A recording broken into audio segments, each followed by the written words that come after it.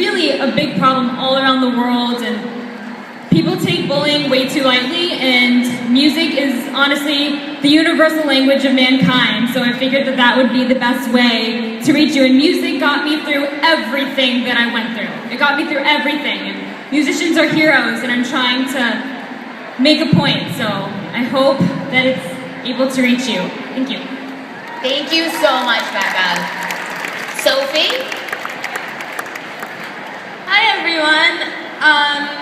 My name is Sophie, and I'm actually not in high school anymore, but I'm a freshman in college, so it's not that far off. And hi, thank you. The reason I am here today is because last January, which was my senior year of high school, I got a Facebook message from a friend of mine who is 2 years younger than me, and this friend of mine is homosexual, and he sent me this message, and it had a link to a Twitter account. How many of you guys use Twitter? Yeah? You guys know about Twitter, obviously. Yeah, so I got a link to a Twitter account, and my friend told me, he said, "Oh my God, can you believe that this was made by someone at our school?"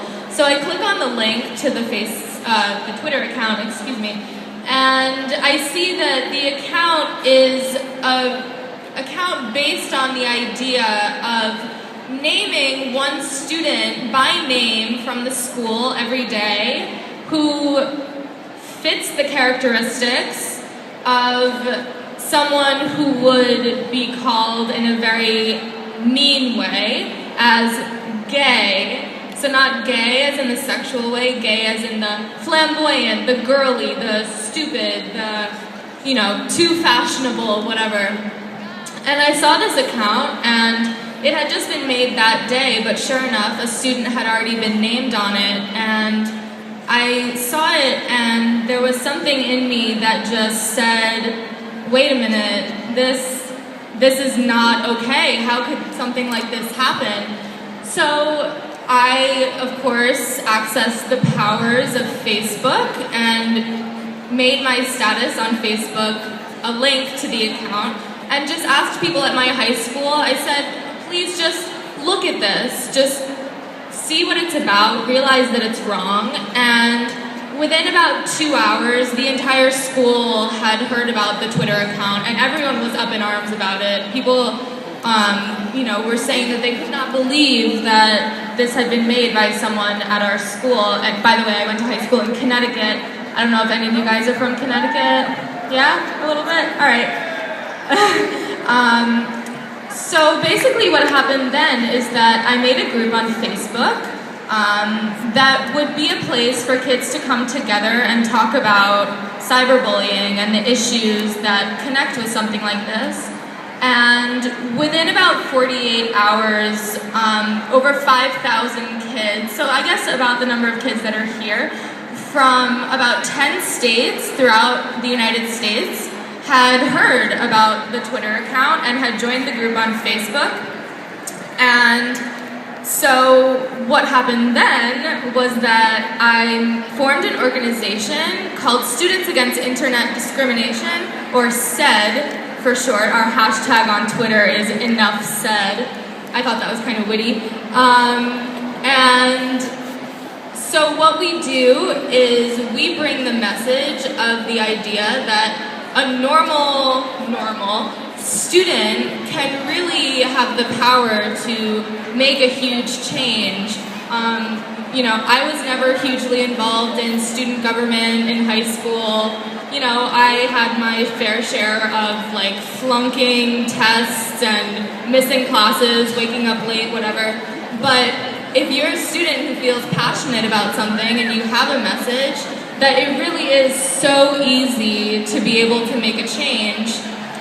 And so that's really what it is. And for all of you guys to be here today is absolutely incredible. And I just wanted, from me personally, to say thank you, everyone, for being here, because for a group of students like this to get together is really something incredible. And I don't know if you guys can tell this now from being here, but at least in my high school, when people found out about the organization that I had made, there was a lot of backlash and people said a lot of things. I was bullied a little bit, you know, people saying that the only reason I formed the organization was so that I could put it on my college resume and that it really wasn't anything I cared about. But for all of you to be here today is something really, really special. So thank you. And Megan? All right, thank you, Sophie. And now we're going to talk to John. Oh, I like it, I like it. Hey guys, how's everyone doing today? Alright, so, how many of you, just quick raise of hands, how many of you know a demonstration called the crumpled paper? Just off the top of your head. Alright, so a teacher in New York took out a piece of paper and she just simply put it on her desk. She then instructed one student randomly to just come on up and crumple up the paper, stomp on it, really mess it up, but do not rip it.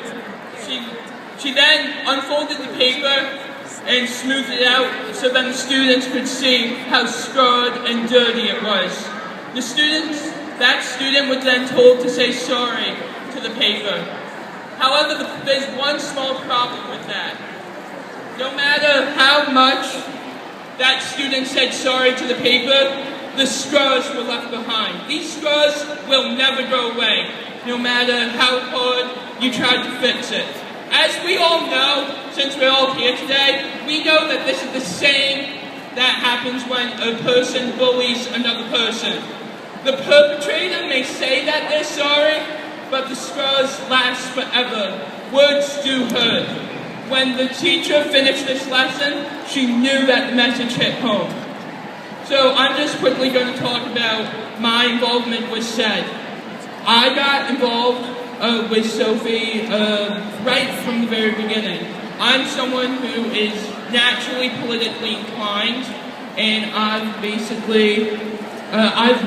been working the political beltway, if you want to say, and we've got numerous state senators. We're from Connecticut. We've got numerous state senators to endorse us. We're working on getting a national bullying law passed.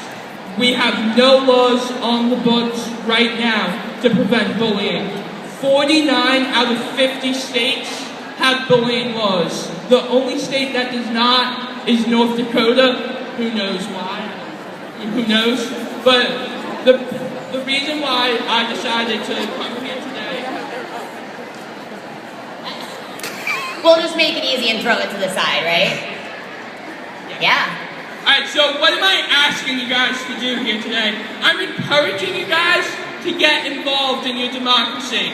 As the word spreads about our movement, like us on Facebook, follow us on Twitter. Becoming involved in the political process could be as simple as paying attention to the news a little more, or talking to your local member of Congress, or even attending a convention like we are right here. Bottom line, get involved. Thank you guys.